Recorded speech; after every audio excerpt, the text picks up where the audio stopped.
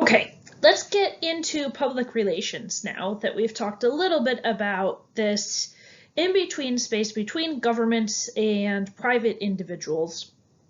And this in-between space is important to public relations as well. Now, an important thing to clear up right away is that public relations professionals are not spin doctors.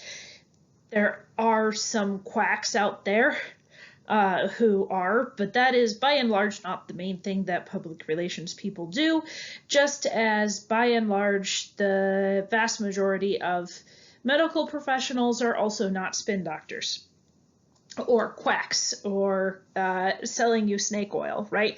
So the vast majority of PR people are also not spin doctors.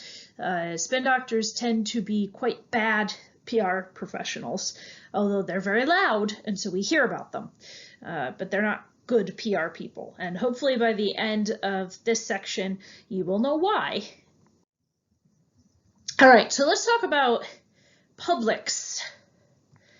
So a public is a group of individuals who all care about the same thing or are joined in some way by a common attribute. So you can have a public of the alumni of St. Vincent College, and they all care about St. Vincent College, and that is the thing that holds them together.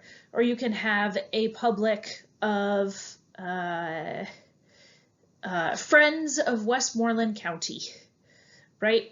Or you can have, and they're all joined together by the fact that they love Westmoreland County. Or you can have a public of Mothers Against Drunk Driving, right? It doesn't matter what it is. A public is a group of people who are coming together around a common issue or interest or place or thing that they all care about, and they're all grouped together by that thing, right? So that is a public. The public, we'll go back to our dictionary definition, is everybody, right? Everybody in a whole nation. And that's too big. We usually don't want to think about the public because that's just all the people, and all the people is too many people. An organization's publics, here we're taking the a-public kind, right? Publics are the groups that an organization interacts with. So these can be its clients, its customers, its donors, its neighbors, its community members, volunteers, vendors, suppliers, etc. Typically, an organization has a lot of different publics. So I want you to take a moment and think about the different publics that St. Vincent College has, and write down as many as you can think of. You should be able to get to at least a dozen of them.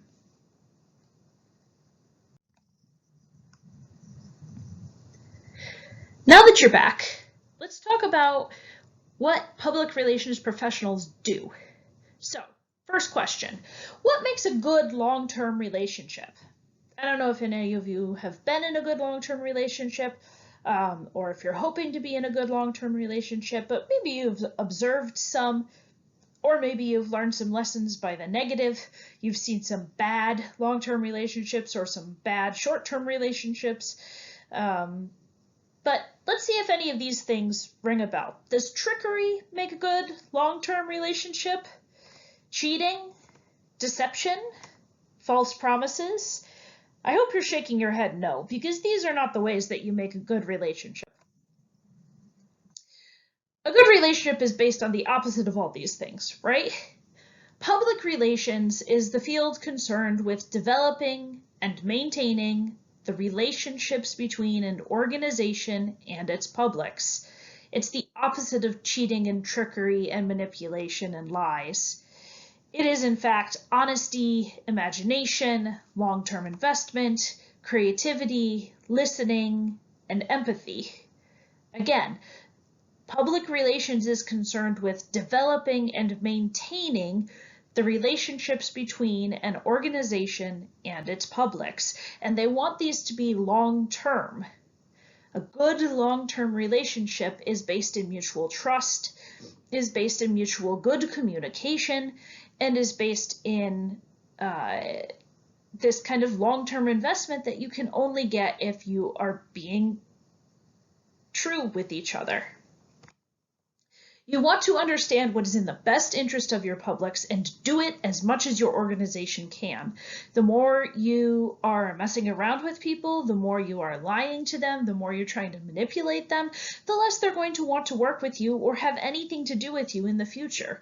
And you just don't want that for your organization. That's going to get you stuck in a corner really fast. The way that you build an organization that is going to have staying power and is going to have growth is by making an organization that other people want to work with and that other organizations want to align themselves with. So you want to build lasting, strong, good relationships with other organizations. And that's what public relations tries to do, is to build and maintain those good relationships over long periods of time with other organizations.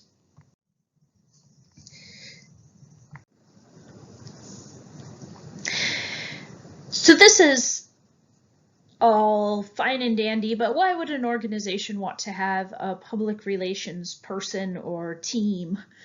Well, because advertising at its roots is really kind of manipulative.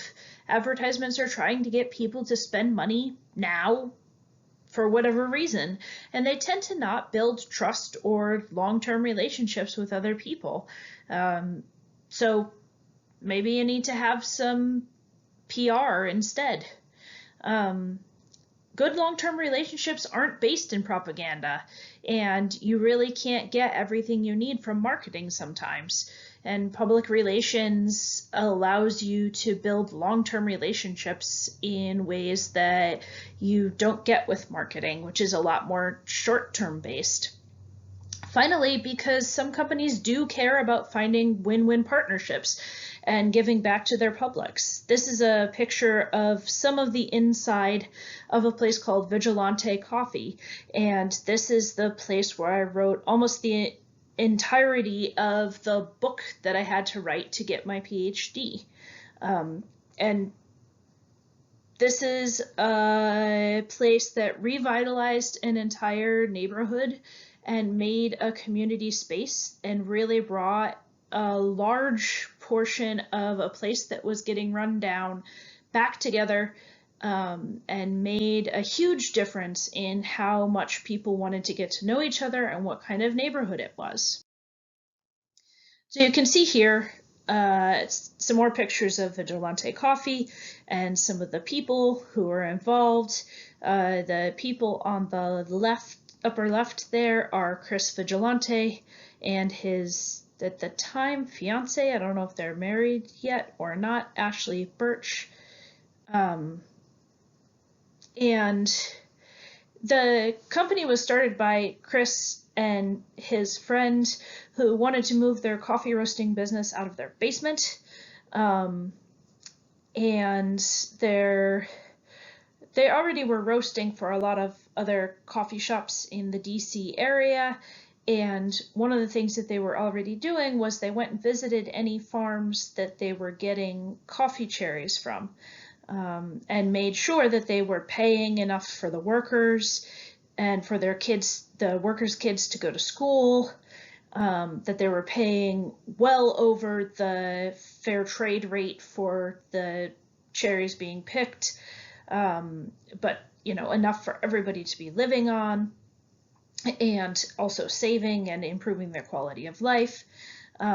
They started building schools in places where there weren't schools, and they made sure that that they were creating a quality product from beginning to end and taking care of all of the people who were involved in it. When they started hiring other roasters to roast their beans with them, they made sure that they were paying them a good wage with good benefits. When community members started to come by and buy their coffee, which originally they just had a single picnic table, and you could go and you could buy coffee from them and then sit at the picnic table. They made sure that everybody who wanted to ask questions could ask questions and learn how to do it and learn how their coffee worked and how to do all the different kinds of coffee making. And then they eventually hired baristas and trained them, and they hired more staff and educational people, and were really nice to all the regulars who came, and even the ones who just sat in the corner and wrote books.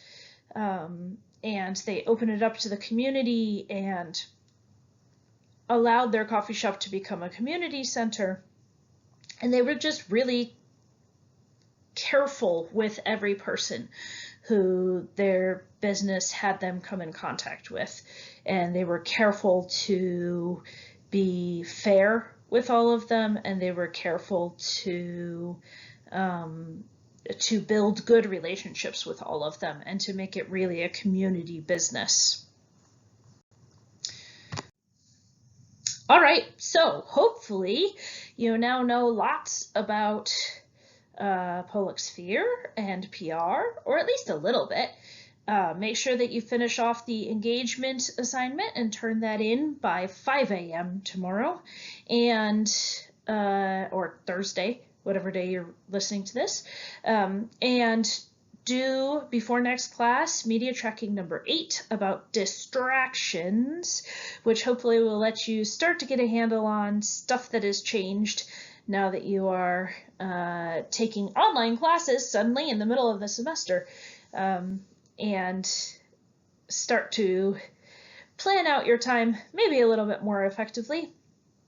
Hopefully that will be useful to you, and I will see you next week for our next class. Hope you're staying well. Don't touch anybody's face. Bye.